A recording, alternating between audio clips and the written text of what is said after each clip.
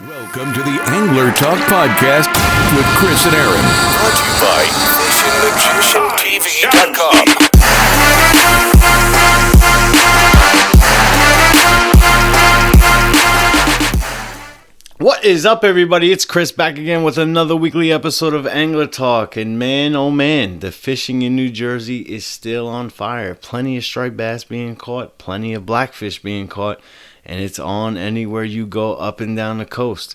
This week I have a very special guest for you by the name of Ceelow the Hooker, a YouTube sensation, social media fisherman, but just a real fisherman at heart that catches beautiful dinosaur prehistoric fish, and I hope you guys enjoy that. But before we get into that, it is Christmas week, and I just want to wish all of you a very happy holidays. I hope you guys spend it with your loved ones, enjoy yourself, and if you're still looking for a gift for an angler that you love and on some good fish with good quality products, you guys can head on down to the Tackle Box on Route 36 in Hazlet, New Jersey. Phil Scorantino and his family have doing this for 40 plus years with these fisherman gift baskets. Head on down there and check them out, and I'm pretty sure you will find something for the angler in your life. So, with that being said, let's get over to our conversation with Ceelow the Hooker, and I hope you guys enjoy. And here I am with Ceelow the Hooker from Texas. How we going, brother? Yes, sir. Yes, sir. How you doing, man? It's going all right, man. It's a little chilly out here, man. You know, in Texas, we keep it a little warm, so when it get a little chilly, it's a little. So, all right, hold on. How you all right? Hold on. How chilly is it in Texas right now? Man, it's probably like about 55 degrees. 55 degrees. All right, this morning when I woke up, it was 34. Oh, man. See, Yeah, exactly. I'll do it up there, man. You said New Jersey, right? Yeah, man. The Northeast is a little bit different than it is down south. But yeah, man, we've been trying to link up for a minute, man. You out there in Texas, and I found your YouTube channel, and man, you are out there catching monstrous river fish. I mean, you know, if people remember the show River Monsters with that Jeremy Wade guy, who's a great dude and everything, but like what you got out there is very, very similar, man. And like what started, how'd you start fishing? How'd you get into it? And you know, what has it done for you? All right, man. It really all started off when I was a kid. I'm from a place called Lake Como, Texas. It's in Fort Worth, Texas, and it's literally a lake right in the middle, like the center of the neighborhood. So okay. I actually grew up right beside the lake. My dad and my uncles, they used to always take me out fishing a lot, and man, like I kind of kept it up my sleeve, like through high school and stuff like that. Like I go fishing, like not letting nobody know that I fish. Like it wasn't like a blogging thing. It's always been a passion thing. And then one day I decided to post because I finally caught an alligator gar, and I decided to post it on Instagram. And man, it just went crazy ever since. Like I've seen so many people like it, and I was like, bro, this many people like fishing, and like coming from my community, like. I had a lot of criticism about fishing. Like if people did see me fishing, you're an old man. They call me old man and all that, you know. Caught with all the jokes, man. But then, man, when I posted it on Instagram, it's like I got so much love from it, and it was like, man, I want to keep doing this. Like I want to keep posting. Like, and then I start getting on YouTube, and I start seeing other YouTubers doing the thing, and I'm like, I want to be like them, you know. And then it all started up from there, man. Just from a kid just fishing and. Now I'm blogging and, living a lifestyle, guiding and putting people on their dreams. I hear that, brother. I mean, that is for sure, man. I've actually found your channel through somebody who we both watch, Fishing with Norm, who's another big YouTube sensation. And, just to see the look on his face after you put him on some of these fish. I mean, out there in Texas, we know they got the bass. We know they got the carp.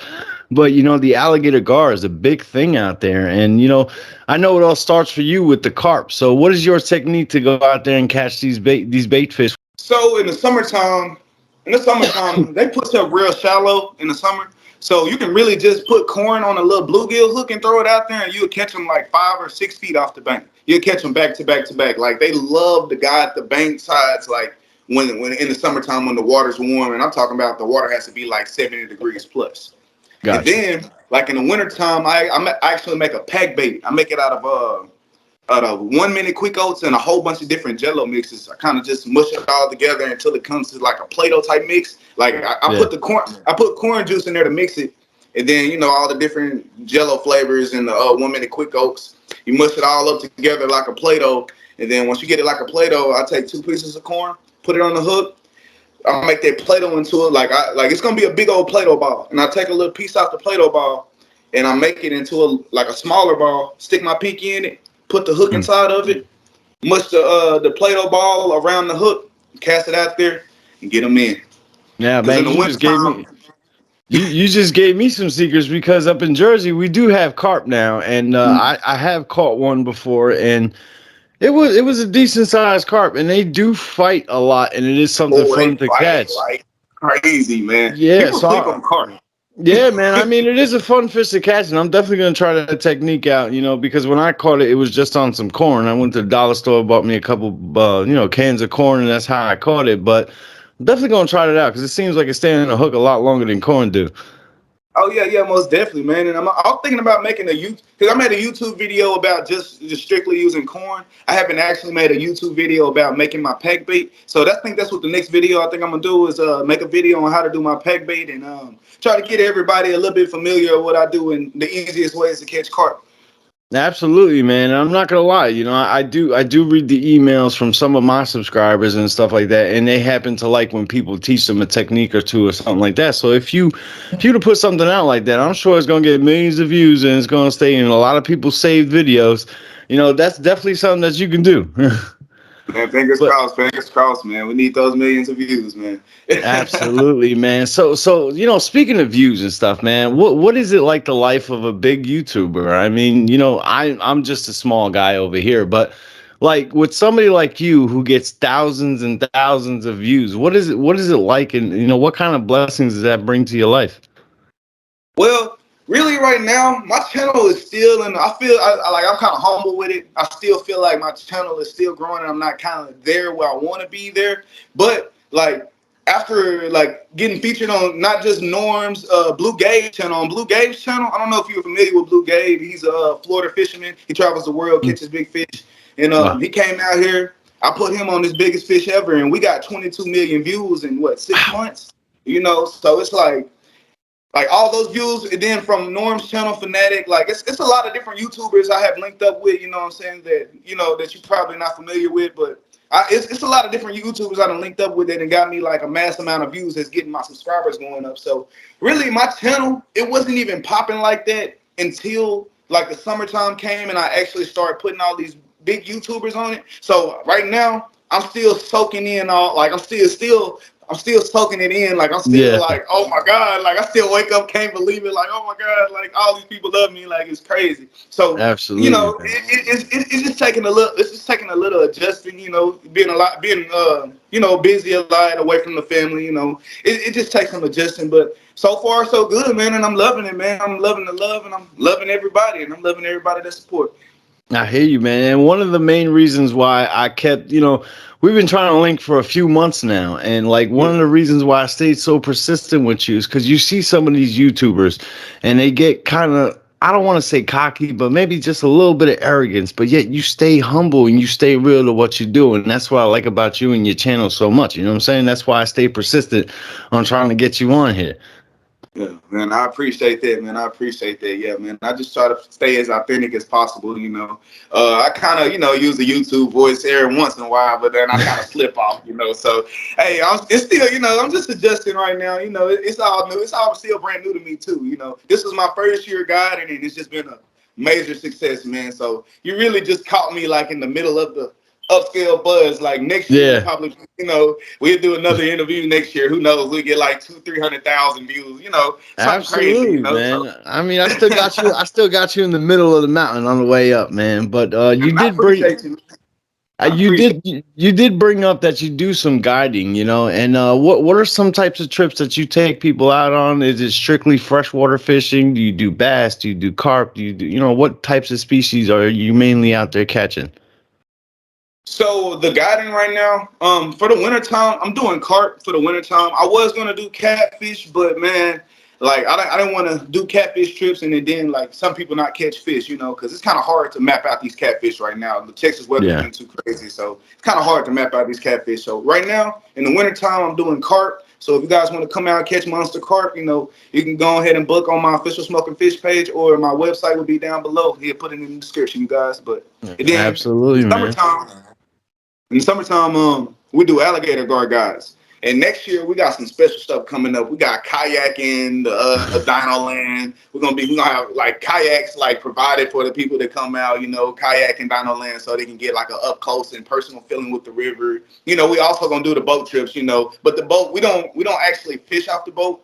We just use the boat to get places. And then once we get to the place that we need to be, and then we're fishing off the bank, you know, getting muddy and catching monsters. Yeah, and you brought up Dino Land, and that was the main reason why, you know, I found you and fell in love with your channel, man. Dino Land. That is such a special place right now on YouTube. I'm surprised it's not trending on like the top 3 things on YouTube right now. But Dino Land has that name for the reason that it really is dinosaur land. I mean, some of these fish that you're catching, you know, make some freshwater fish, like a lot of fish that I catch here in Jersey, look like absolute little chickens. You know what I'm saying? I remember watching one of your videos. I think the biggest one that I've seen you catch on your videos was about 6.5 feet. What is your biggest alligator gar out of those waters? So my biggest alligator gar that I've ever caught personally was 7'2". It was 7'2" and 219 pounds. But the biggest fish ever caught on my guide service was 7'7", pushing 300 pounds. Jeez. She's a freaking giant. I'm talking about I think she had like a 45-inch girth, so she was probably like this freaking big. Like she was huge. Yeah, and you know, up until, you know, recently, now that fish is literally bigger than I am. You know what I'm saying? And that's kind of crazy. I mean, I'm a saltwater guy, you know what I'm saying? Like we spoke about earlier, but like the alligator gar is on my bucket list. And what makes that fish so special is because it's so prehistoric. And to see these things still in our day and age, still thriving, and you know, the fact that they can live out of water for up to what, 18 hours or something like that, they can breathe oxygen. You know, that there's something about this fish that just, it makes me want to go out there and just, you know, catch it and target it. And, you know what I'm saying, the rows of teeth that these things have and just the way that they look, their body looks like a suit of armor. You know what I'm saying? And this yeah, I mean, I got a question though, man. How did you discover Dino Land? Was it somebody brought up to you, or you were just out there exploring? So, man, it's been a long journey to actually finding Dino Land. I don't really like give it the exact location to the public unless you come book a trip, you know. But man, it took a long time, man. It took about 4 years to find a good, suitable part of the stretch of the river that just holds tanks all year round, every year. You know, just make sure that, you know, when somebody comes out there, that they're going to get into a monster. So I started off fishing like closer in downtown Dallas area, you know, and man, I used to catch big gars out there. Matter of fact, you see that 7 foot, that 7'2", I just told you, my biggest gar. I've actually didn't even catch it in Dino Land. I actually caught it in another spot, you know. And man, but when I got to Dino Land, like really how I found my spots, I travel the river. I bring one fishing pole, I bring a backpack with one piece of bait and some water, and I just go walk on the side of the bank, and I walk for miles and miles and miles and miles and miles. Just keep walking the river until I find like some nice bank spots. And then when I do find nice bank spots, I go there and fish. But what stood out to me was Dino Land. When I got to Dino Land, it were nothing but 6, 7, 5, and 4 footers jumping like dolphins everywhere. Literally for a whole mile stretch. Like, we got different sections of Dino Land. We got Dino Lagoon, we got Dino Valley, Dino City, Dino Highway. We got different sections, like a whole mile stretch full of just monster prehistoric animals. Man, that's crazy, man. Are y'all hearing this right now? This man done said like 5 or 6 locations that they all have the word dinosaur in it.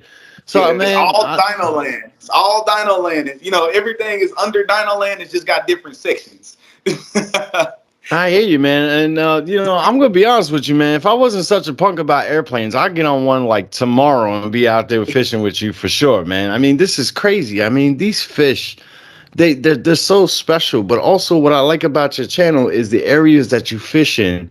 It's like so secluded. You know what I'm saying? You guys are like the only ones out there. Literally in the middle of nowhere. It's Like like even it's if you like was to it's get on Google Maps and try to look for Donna Land, you would not find it. Like it's yeah. literally in the middle of nowhere. And that's just the best part about it. That's why those guard moved out there. You know, they feel safe out there. You know, I protect them too. You know, I make sure don't nobody come down there, you know, dumping out nothing on the river or do nothing. I got trail cams out there. Like I protect Donna Land with my life. You know, I make sure those fish Yeah. over there they're comfortable. I even go up there and feed them. You know, I go out there, I catch about 20 or 30 carp, and I just throw them in the river. Throw them in the river, cut the tails off, or just throw them, you know, just to keep Donna Land healthy and keep the fish there. So, yeah, man. Hey, so I It's, mean, it's, not only are you a badass fisherman, but you're out there protecting this fishery that you love so much, man. And yo, kudos to you, brothers. Just keep on doing what you're doing, man. I mean, you're doing a great job, protecting a beautiful fishery that is insane off the charts, man. But something I gotta ask you because I want to learn because I want to know what I gotta do when I get out there and fish with you, man. What kind of gear are you using for these monsters? okay, so the gear. Let's get on the gear. So, when it comes to rods, I'm using 7'6" medium heavy. The only reason why I don't use like big old surf rods or nothing like just too tall or too long is because Mm, we're fishing under tree lines, and you know the river like different banks have different settings. You know, sometimes you're gonna get a lot of trees. Sometimes you're gonna have a big, you know what I'm saying, a big clear opening to where you can cast. But just to get through like the smaller spots to cast on the river, like when it's like trees and stuff, I use a 7'6" just to get it out okay. there. You know, then the river's not even that too much wide. You know, so you know, just something to get it out there. You know, and Yeah. when it comes to reels, I use a 12,000 Dr. Fish reel. It's the cheapest reel you can literally get off of Amazon. It's called Dr. Wow. Fish. Like, it's not even popular. Like, don't nobody even really know about Dr. Fish, bro. It's like I try to look them up online. You can't even find them online. It's just something on Amazon.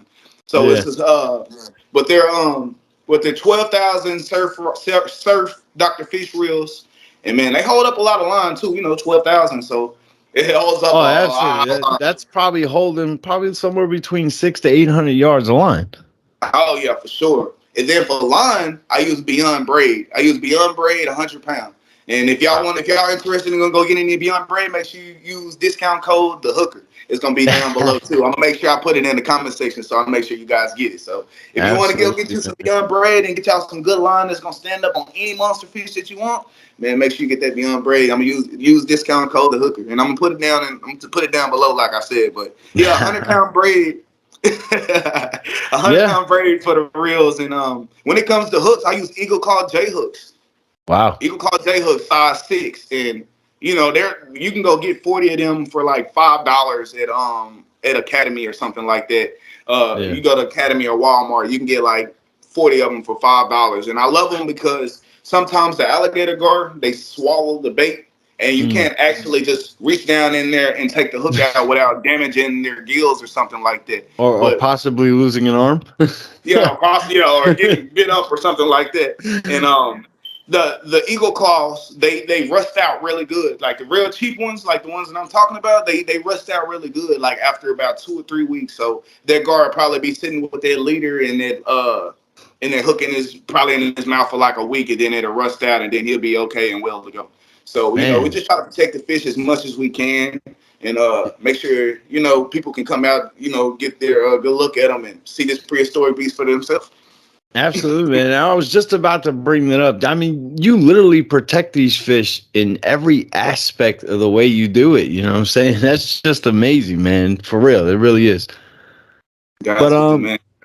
but I understand why you use the Dr. Fish reel. It's very, very cheap and inexpensive. But I get it. I've seen your videos, man. I see how muddy you guys get up out there, man. Mm-hmm. And if by any means, if anybody is thinking about, booking a trip with you, hey, don't go out there with no top of the line, apparel and stuff like that. Just use some Yeah. old gym clothes, and I'm Yeah. telling you, All I the can gym clothes.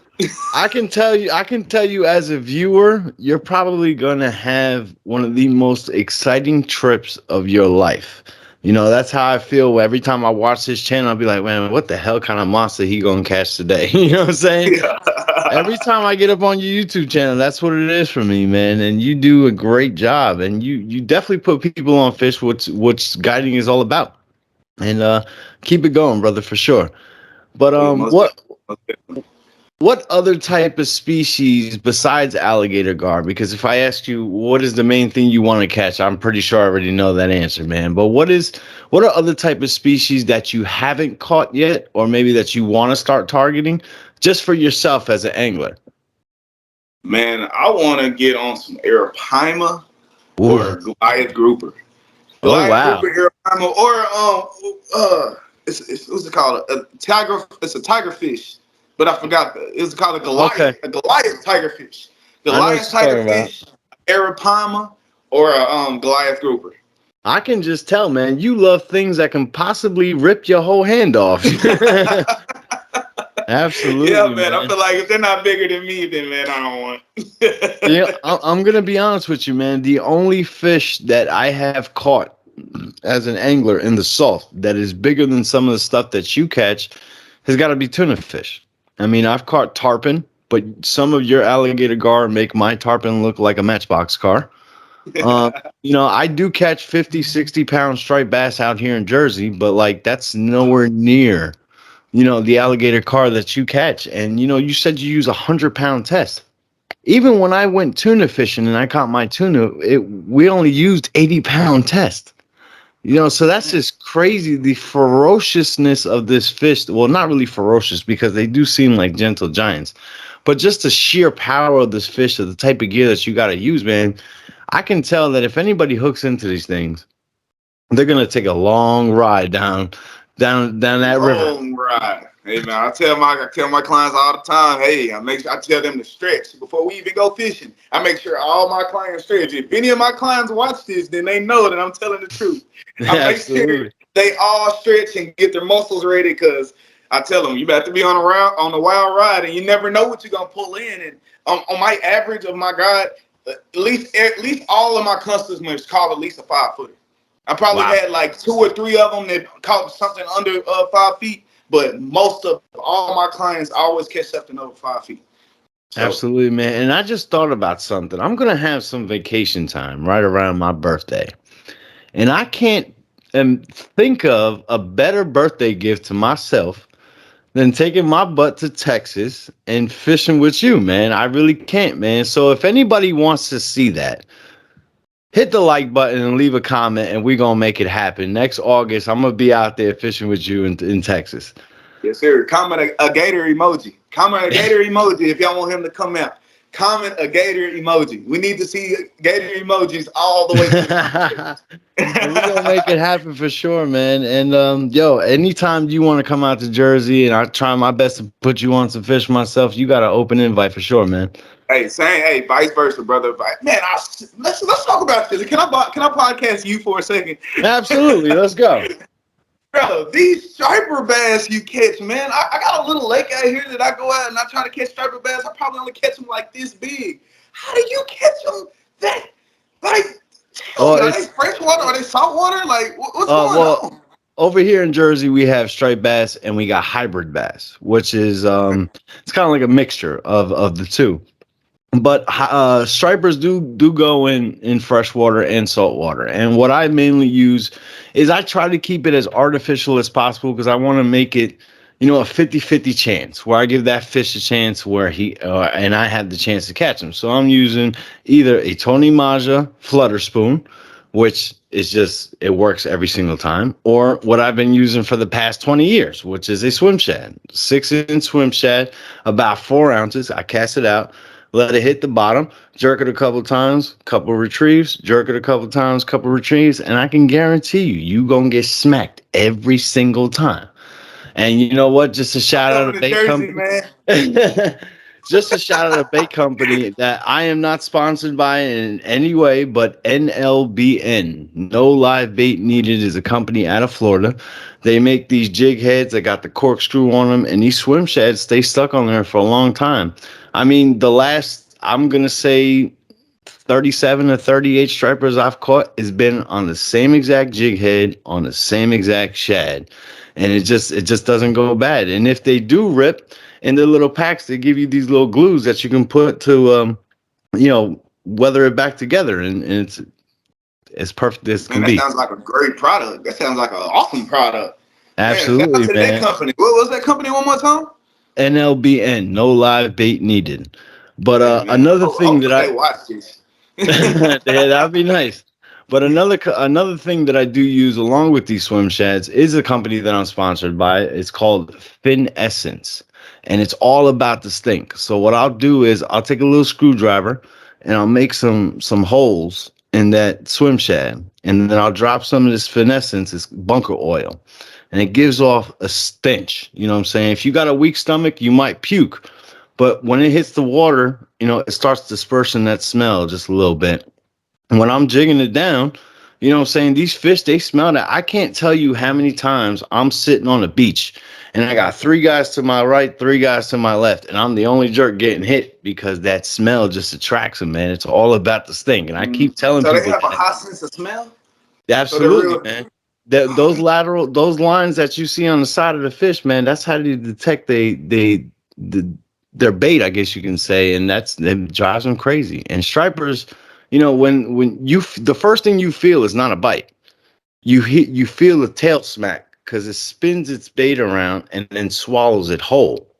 You know what I'm saying? So that's the first thing you feel is that tail smack. So when you first feel that, your first reaction is of course to set the hook, but just wait a second. He gonna eat it, and then he gonna run for about 35 seconds to a minute, and then after that, depending on the size tackle you use, because my rods are no heavier than 0.8 ounces. I try to make it as light as possible, man. And you start reeling it in, and depends on the size of the fish that you got. You might take a second run, but it's definitely something that's fun catching. But my favorite thing to catch out here in Jersey in our waters is we have a fish called the bluefish that we call the yellow-eyed devils. You know what I'm saying? And these I've things never will, heard of them. yeah, these things will take your finger off. They get them down there in Florida, but they don't get them like we get up here in Jersey. I mean, we get what we call gator blues, like 17 to 20 pounds. And these fish on light tackle, in my opinion, in Jersey, there's nothing funner to catch than that, for sure, man. And I would love to put you on one of those for real, man. Man, I take a vacation. One thing about me, see, I traveled to Idaho, and I went out there and caught some sturgeon, some of the Mhm. freshwater sturgeon. The biggest freshwater fish in America. So man, Yep. one thing about me, man, I went to Florida too. I actually went to Florida, and I went out there and went fishing too. I went out there tarping and really anything that a bite. I was just going through, just saying whatever a bite. Caught some bass, caught a couple stuff. So yeah, Yeah. man. Yeah, but I most definitely travel out there, man, and get out there and get The, an episode in the, with you, brother. the only problem with sturgeon in my part of the country, the Atlantic sturgeon is a protected species. We're not allowed to target them. We're not allowed to keep them. But that is a fish that is probably at the very, very top of my bucket list fish. But fortunately, I do have a friend that I met on Instagram in California. Her name is Virginia Salvatore. And if that is one of those fish that you need to catch, let me tell you something, man. When it comes to catching monsters, with her, you got some competition, brother. She is really, really good. She's Oh yeah. catching, yeah, she's catching 9, 10, and 11 feet sturgeon, Pacific sturgeon out there. And I'll definitely give you her info when we're done with this podcast. And definitely would love to see you guys hook up and catch something for real. Oh man, that kind of made me blush a little bit. Oh Lord. Yeah. Nigga, what? Yeah, not to sound bad, brother, but you're not alone at the top of that mountain when it comes to monsters, man. She's catching some big ones out there too. Yeah, I'm But most definitely to check her out. Shout out to her, man. Shout out to the monster catchers for sure. I yeah, love it. in my opinion, Virginia is the baddest woman on the planet. You Oh know, yeah. I mean, not in that sense that we think it, but you know what I'm saying? When it comes to a rod and reel, man, she is the Yeah, baddest woman on the planet without question, man. for But sure. I'll definitely send you the link to her Instagram, and hopefully, guys, you guys will hook up and maybe make a YouTube video. I'd love to see this. Man, that'd be dope, man. That'd be dope. Especially catching sturgeon and then like she'll fly the next day and catch an alligator guard. That'd be super dope. Now that might be tough because she is a full-time charter captain, so I know she's out there Oh every yeah. single day. You know what I'm saying? She's probably at one of the most fishing, the most celebrity fishing ports in the world, which is the Fisherman's Wharf out in California, and she does her thing for sure, man. Before we wrap this up, man, let people know your website. You, like you already said, I'm going to drop some links down below if they want to book a charter with you. Your Instagram, your website. Let the people know. All right, yes, sir. Hey, man, you guys can find me on Instagram at Ceelow the Hooker. And then once you go to my page on Instagram and see Ceelow the Hooker, you'll see all the links to everything else that you need to get on there. You'll see right there in my bio where you can go book it on my official Smoking Fish page. You go to my official Smoking Fish page. My assistant will get you right. The GAR season starts April the 20th and it ends in late September. So keep that in mind when you go and book your trip, so because the GAR, alligator GAR, one thing about alligator GARs, they're real. They're kind of like reptiles of water. Like they go into like a hibernation mode. Like when the water they're like tropical fish, like really on some cool. Like when the water gets under 60 degrees, their stomach can't digest the food. So we try to stop the charter in late September when the water starts getting a little cooler, just to ensure everybody that they get a bite next year. We don't want to be trying to book people in the wintertime and, it's like not even a 50-50 chance. Like it's probably like a 20% chance that you're going to catch them. So make sure y'all keep in mind that the charter starts between April 20th and ends in the late September. And go to my page at Ceelow the Hooker, CEELOW the Hooker, and you can find everything that you need in my bio. So yeah, man. And before we go, thank you, brother. I appreciate it, man. And before we go, I just want to bring up something, that you just said that is very rare from somebody who does this for a living. Most guys just want to get you out there, and in the back of their head, they're not thinking about, what I'm saying, am I going to put this person on a fish? They're just thinking about the total cost and what they're going to make. And for you to just say that let me know the type of guy that you are. You're the type of guy that actually wants to put somebody on a monster and make them have an experience that they're never going to forget for the rest of their life. So that's why I can give you my personal recommendation to say, yo, this is a good dude to go guiding with, man. And for sure, I hope a lot of people book with you. I can't wait to get up out there and see you for sure. And yo, keep catching monsters, brother. Hey, man, most definitely, man. And I appreciate you having me here, man. It was an honor, man. All right, man. You have a good night. All right, you too, man. Peace out, you guys. Man, that was really, really fun sitting down talking to Ceelow, man. And not only as a fellow fisherman, but like truly a fan of his channel, man. I mean, this guy puts out quality content, but not only that, he's catching absolute, like I said plenty of times in the conversation with him, this man catches absolute monsters, real dinosaurs, prehistoric fish that are out there in these rivers and lakes. And this guy is doing a phenomenal job. And guys, if you ever take my advice, you can take my advice right now. If you want to head out to Texas and catch some fish, this is the man to book with. He's going to put you on quality. He's going to show you a good time. So get out there and book with Ceelow. Hope you guys enjoyed this episode. Get out there, bend some rods and tight lines. I'm out.